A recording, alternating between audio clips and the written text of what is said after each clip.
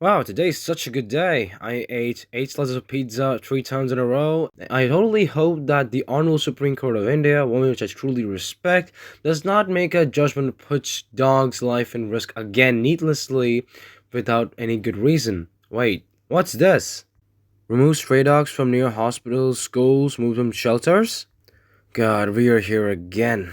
And just to be clear, I have nothing against the Honorable Supreme Court of India. I'd like to also mention that I'm not speaking anything with the intent to disrespect the Honorable Supreme Court of India, nor I'm claiming to be this legal authority or any quote unquote official legal advisor at all. I also am not trying to defame anyone or anyone involved in this case at all. And consider just a criticism slash commentary from my side in a very respectful manner to lay out my humble opinion on this order on the Supreme Court of India on this subject. And for all the ones who hate dogs or hate any animals or just afraid of them and believe that this judgment is right to lock them in shelters, just hear the arguments and stay till the end for me. I'll talk to you separately as well. Okay? Thank you so much. I just had to get out of the way before anyone may accuse me of purposely spreading misinformation or any of the sort. But yes, this judgment of stray dogs is again disappointing. For those who are lacking out of context or may not have followed me all that long enough, essentially, back in this year, at first in the region of Delhi NCR in India, the Honorable Supreme Court of India had ordered these stray dogs to be locked up in shelters because of the increasing dog bites in nation. After that, thankfully, the Supreme Court had retracted this judgment and said that while the stray dogs do need to be sterilized and vaccinated, they must be relocated back to their original places from where they were picked up because of the risk of them being killed in slaughterhouses, the stray feeders being harassed by other people, and also sheer impracticality of the earlier order because there's not enough infrastructure to put like what million dogs or 10 million dogs in Delhi NCR region, that too within 3 months, except only for them to kind of go back on their steps and make it even worse because this order of putting stray dogs in these areas I mentioned before, in shelters, this applies to the entire nation. I'm not kidding. This order applies to the entire nation. Now, yes, there's a debate on whether stray dogs should be locked up in shelters or not, mainly due to stray dogs' bites and all of that. I will engage in a much longer discussion on a video later on, but for now, I really need to cover this judgment as soon as possible because, I did not cover the last two judgments and I thought that, maybe nothing bad will happen ever again except only for this kind of judgment to come again. And I just want to get my view out on why this judgment doesn't work at all in a way that's easy to comprehend, a bit quick. So I will spare a discussion in depth on should stray dogs be locked in shelters or not for a later video, though I'll mention parts of which I believe are valid to this video. So without wasting any more time, let's get into it. So mainly, I think we all know the reason for why this judgment has been passed again, or more specifically, I assume suo moto or is it intermotor? I'm not that legally, specialized, but the main reason is given is that the failure of the ABC, basically animal birth control.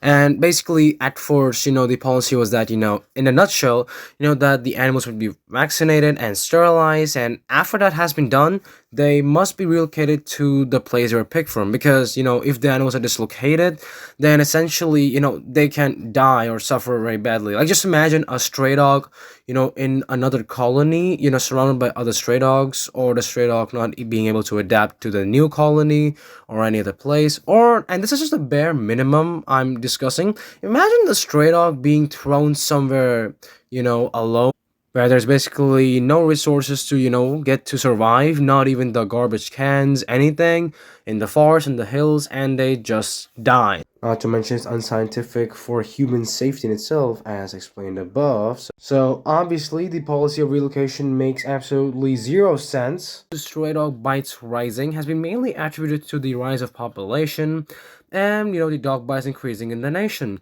And the Supreme Court had earlier decided to, put the stray dogs in the shelters, except the bus was back and then, brought back for some odd reason.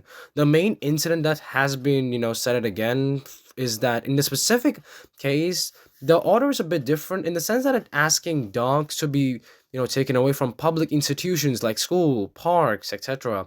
And An incident of a Welsh entrepreneur was stated to be because that entrepreneur was bit, I suppose, which is bad, by the way. That's not good either.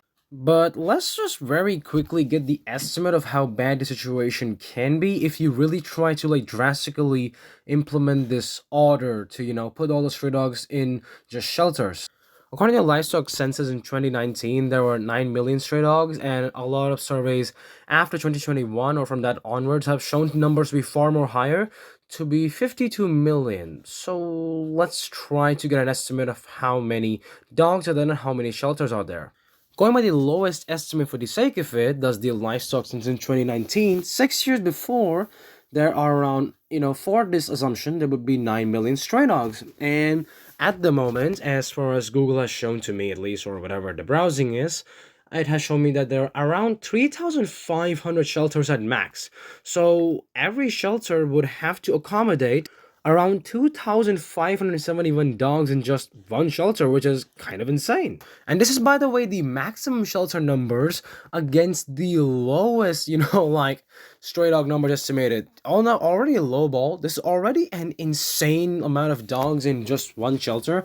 You would have to have insane amount of like area, insane amount of workforce who tend to run dog, constant food, for the dogs to eat over, let's say, around 10 years at least, because dogs have an average lifespan around 10 years at the very least, unless they are, you know, dying for mysterious reasons.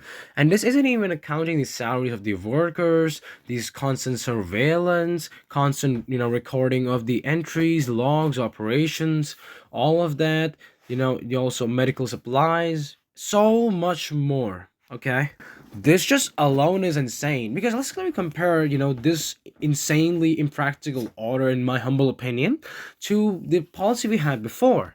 The policy again was before, you just had to take the stray dogs, get them vaccinated, sterilized, and drop them back. You don't have to constantly feed them for around 10 years.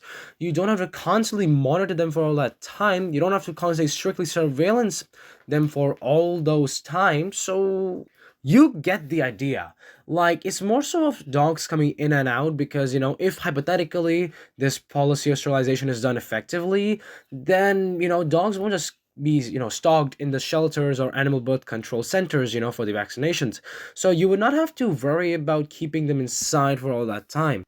And I know the Supreme Court has talked about on how, the vaccination has failed, the sterilization has failed, and thus the population is rising, the stray dogs bites have increased. But, if you really want to solve it, I don't know, just strictly enforce the ABC policy better, just make the sterilization process more effective. I don't know why that's not being done. And that's not even considering so many factors I'm going to break down as quickly as possible. First of all, there's not separate data for stray dog bites and pet dog bites. Yes, that's actually a thing in India. I don't know about other nations, by the way, and just to be clear, I love my nation, but, just because I love my nation does not mean I cannot criticize it with all care. So, in India, there's no separate dog data for, stray dog bites and pet dog bites. In fact, funnily enough, in Kochi, in a hospital named Ernakulam General Hospital, the statistics show something very funny. This is by the way 2015, by the way, so obviously it's 10 years, prior, but still I think is worth mentioning. Out of the 1,074 dog bite cases they had, pet dogs were culprits 75.6% of the time, while the stray dogs were simply culprits or, had caused the dog bites 24% or 25%, whatever you want to call it. So the pet dogs are biting essentially 3 times more than stray dogs in the sample. Now, I know the argument is going to be like, oh, well, it's such a small sample size. Data is so old, all of that. Yeah, I get it. This one data cannot be used to conclude the statistics of an entire nation. But my point is, why there's no research or why the data is not being simply collected of different, dog bites, that would help us understand the issue more. Because if the pet dogs bites are way more contributing to this, then we would be punishing the stray dogs for no reason at all.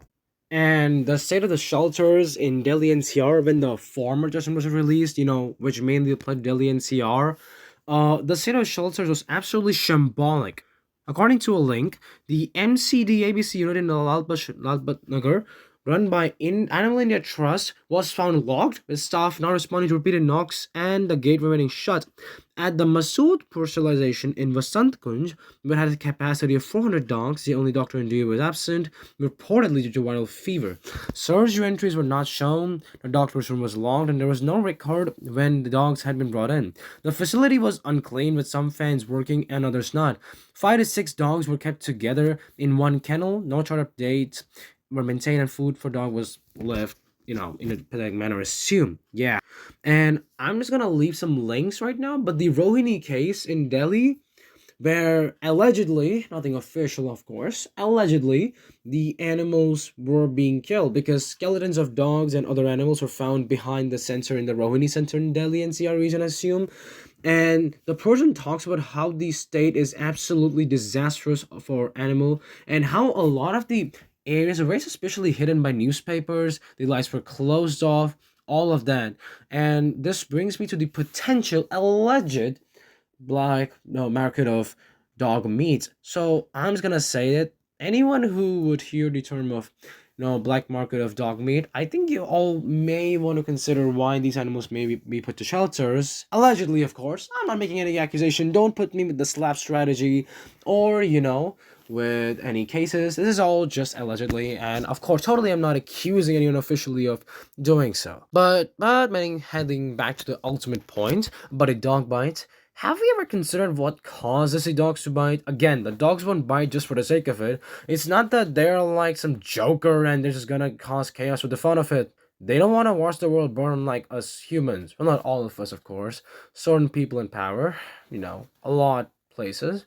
But, obviously dogs would attack someone if they are threatened or if they're suffering, because of nature or anything else. And it's mostly the former, I like to assume. After all, in the past 10 years, according to this article, India saw nearly 5 lakh cases of animal cruelty, and the unreported could be much more higher, to say the lines far more. According to a report compiled by the Federation of Indian Animal Protection Organizations and all creatures great and small, between 2010 and 2020, over 4,92,910 animals were victims of crimes committed by humans, and this is just the reported ones. We don't even know how many unreported cases are there. And yes, I know that there's gonna be statement of, oh well, this year alone there were around what 37 lakh, dog bites in the nation. Yeah, that number's pretty high, but we don't know how many of them have been done by stray dogs, and we don't even know the causes for them. Were they provoked by the people, or were they not? We don't know the exact statistics. And besides this statistics already is incredibly troubling because if Supreme Court it should be concerned about the dog bites, naturally so, why is it not paying attention to this insanely animal abusive nature in this country? Again, these are just the reported ones, which are around 5 lakhs. We don't even know how many of them are unreported. I mean, just look at this case. In Vijayawada, in a horrific incident of animal cruelty, more than 300 stray dogs were poisoned to death and buried on the order of the Panchayat of a village in West Godavari district of Andhra Pradesh. An animal rights group has alleged, again, keyword alleged, this is of 2021. This is just one instance, in one instance, 300 animals were, basically killed, allegedly. So imagine how many instances can be like this, like 4 stray puppies burned alive by 3 minor boys. Again, 3 minor boys burnt around 4 stray puppies. Do I need to go how insane that it is? The impracticality, the lack of proper investigation into why the dog bites are happening, the lack of separate data of stray dogs and pet dogs. Already, this all is painting a really bad picture for the judgment to be revised again, especially these alleged slaughter of the animals, or at the very least, mistreatment of animals in the Rohini Center in Delhi. And there's just a last thing in the coffin I'd like to nail before I kind of swiftly cover up my arguments. So essentially in 2019, in the livestock census, Odisha had second highest stray dog population of 17.3 lakh dogs, and yet it only reported 1.7 lakh bites, basically 1/10 bite per dog, basically 10%. In the same year, Tamil Nadu, there were 4.4 lakh stray dogs and reported 8.3 lakh dog bites, which is almost around 2 bites per dog, which is basically 200% somehow. So essentially, 10% bite per dog in Odisha out of all places, where there is the second highest stray dog population, and in Tamil Nadu, which does not have nearly the same stray dog, had 8.3 lakh dog bites to 100%. So here's the thing: if Odisha is so effective in containing the stray dog bites to just 10% per dog, then why hasn't the Honorable Supreme Court of India asked Odisha to teach their ways to Tamil Nadu? Like, why not just take the model of what Odisha is, apparently adopting and apply it to all nations? That would be a really good way to help any state in reducing dog bites, by this logic. And the funniest part about this, in the same year, Manipur reported to have zero stray dogs in 2019, and yet it reported 5,500 dog bites that year. So, three questions rise. Is the data of the stray dog population wrong? Because that's the only way Manipur can have any stray dog bites, you know. And second of all, is the data of the dog bites wrong? Because if that's the case, then the very basis of the Honorable Supreme Court of India asking for this order to be implemented is, completely null and void. It doesn't work. And the third fact, which could be troubling, which I already mentioned, is that technically both of the data is right, and dog bites are right, and the sort of population is right, but essentially the dog bites in Manipur was not of the stray dogs, but rather the pet dogs. AKA, was it possible that it was the pet dogs who accounted for the 5,500 dog bites that year when there were zero stray dogs in that state in that year? I don't know, man. Actually, I might know, thanks to an editorial in Times of India, as I was reading today while recording this video. So yes, I'm gonna add more to this. A person, I think, as the name Kumkum Das Gupta, at least the name suggests, actually told us a way that explains the reasons why the numbers on the statistics of dog bites is so high, when in reality the dog bite rates are conflicting, and especially in dog numbers are so low, especially in places like Manipur where stray dogs are zero, and yet there were somehow 2,000 bites reported or something. So it says here, vaccines are administered after scratches, precautionary contact, occupational exposure, or even friendly handling, especially by shelter employees. Sorry, but especially by pet owners, veterinarians, ABC staff, and shelter employees who take pre-exposure prophylaxis. None of these involve a bite. Yes, every dose is counted as one. So, especially the scratches I mentioned, as I'll show in a screenshot ahead, any scratch means that that will be used as a dog bite. Now the thing about scratches is that anyone who knows slightly about dogs, they would know that even in really playful play, like if a dog is just playfully calling to someone to their paw, they can happen to scratch someone while the dog is being playful and didn't bite at all. Now, because of that scratch or even just any exposure at all, that will be registered as a dog bite. I mean, look at this. Look at this page. It literally talks about how dog bites are considered on any exposure in general. Let me just specify this right off the bat. The dog bite case reporting system focused on human exposure incidents, not on a dog's vaccination status. Therefore, dog receiving of vaccine rabies will not be recorded as a bite case. Rather, a human exposure event, if any, is what triggers case registration. See, any case registration is thanks to any human exposure. Whether that human exposure is done through friendly meeting, maybe a dog bite, or maybe it's an accidental scratch, or just precautionary contact. So basically, as long as any human exposed to dog and as long as registered to, let's say, human getting a dog rabies vaccination, that would mean that will be registered as well a case of dog bite, which is wrong. It is absolutely wrong.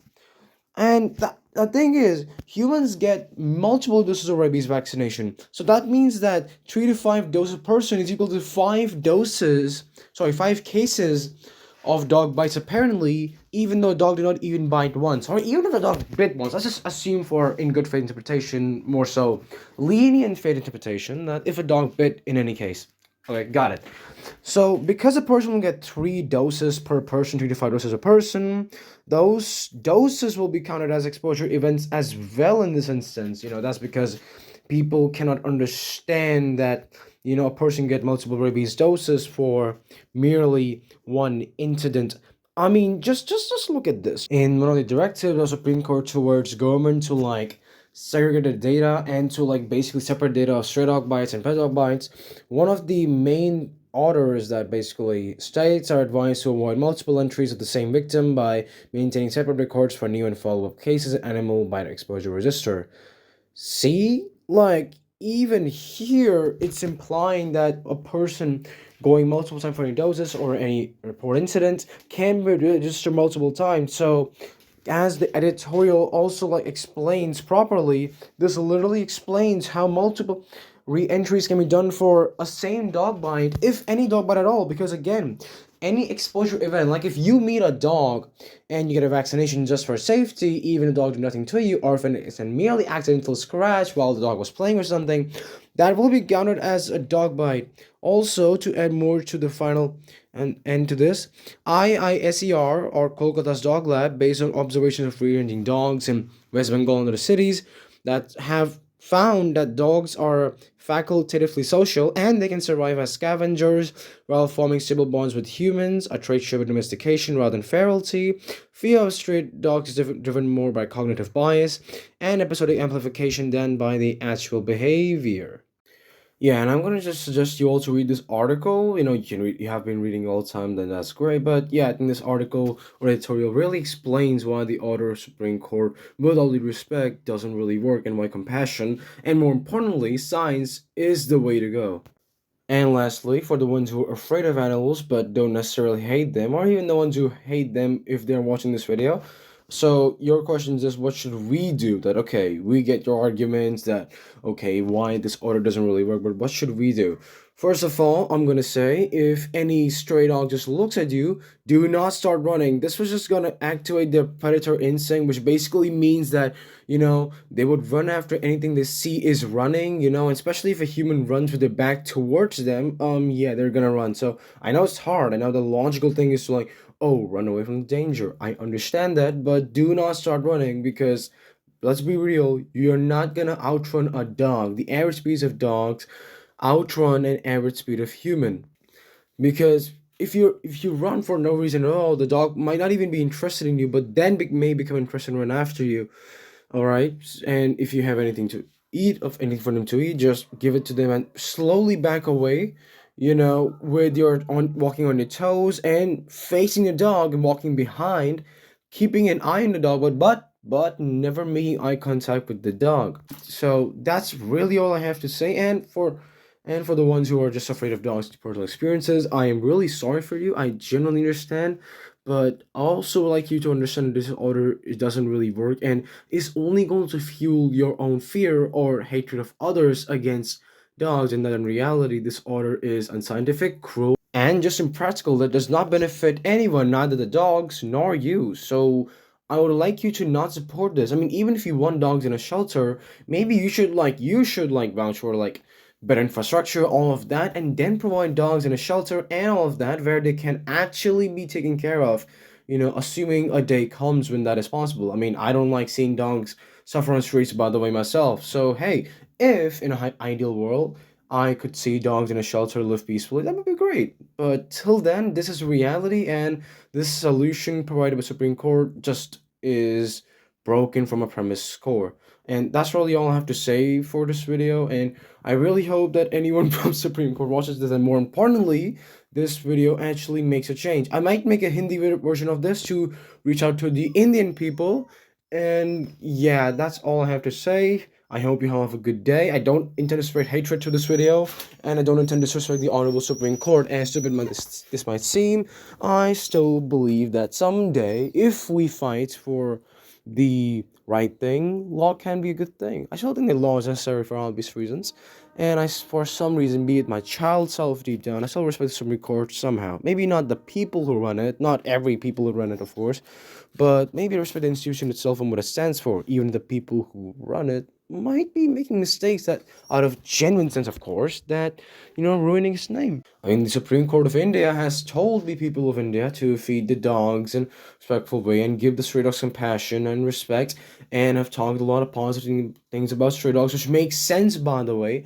So, yes, I do believe in the institution itself, and that can be redeemed. Even when things like this or this happen, I still have my hope. as naive that might seem, but only if we do something about it and if we talk about it on social media as much as possible and protest as much as possible, which thankfully a lot of people are doing in India, and we need more of it, perhaps even on a worldwide nation scale. But that's really it for today. I hope you all remain safe. Jai Hind, and love you all. Take care. Bye bye.